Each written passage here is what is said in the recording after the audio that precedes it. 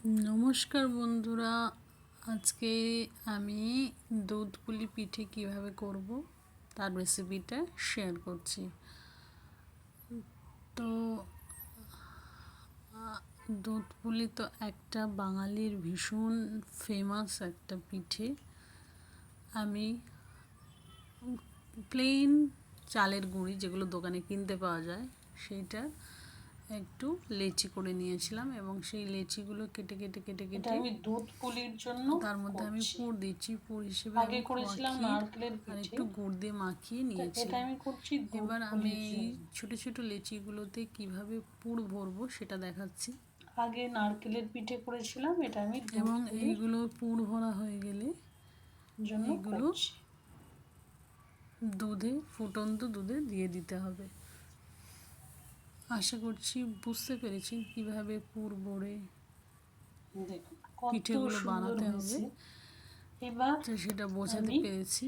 এটাকে নিয়ে গিয়ে এবার এখানে যে আমি আমার দুধ ফুটিয়ে রাখছিলাম গ্যাসেতে, সেখানে আমি দিয়ে দিয়েছি। তো দুধ পুলিগুলো 15 থেকে 20 মিনিট ফুটতে দিতে হবে। প্রথমে চিনি দিলে হবে না, চিনি দিলে সিদ্ধ হবে না ভালো করে। তো চিনিটা সবার শেষে দেবেন। এই পিঠেগুলো দিয়ে দিলাম। এখানে আমি অনেকটা দুধ নিয়েছি, আবার একটা আছে প্রায় 1 লিটারের কাছাকাছি।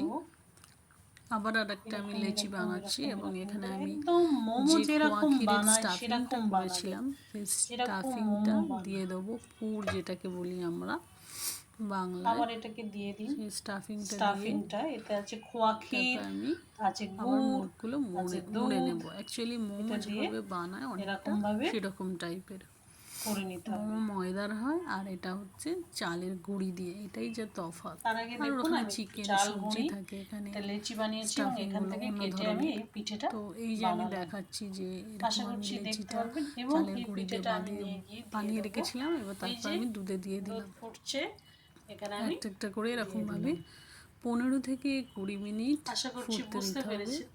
দুধটা যত গাঢ় হবে তত দুধ পুলি খেতে ভালো হবে, তো ফোটা হয়ে গেলে টেস্টি তারপর হবে। আমি শেষে দুধের এতে আমি গুড় অ্যাড চিনি দিয়ে দেবেন এবং আমি গুড়টা একদম শেষে দিয়ে দিই।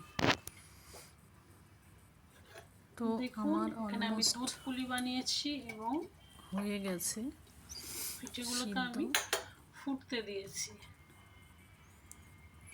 এবার আমি যেটা করেছি, পাত্রটা একটু অন্য পাত্রে ঢেলে দিয়ে আমি দুধটা একটু মেরে নিয়েছি। যেহেতু ওই পাত্রটা ছোট ছিল সেই জন্য আমার নাড়তে অসুবিধা হচ্ছিল। তো পাত্রে আমি একটা ফ্ল্যাট প্যানেতে দুধটা করে আমি মেরে নিয়েছি। নাও আমার দুধ পুলি রেডি হয়ে গেছে।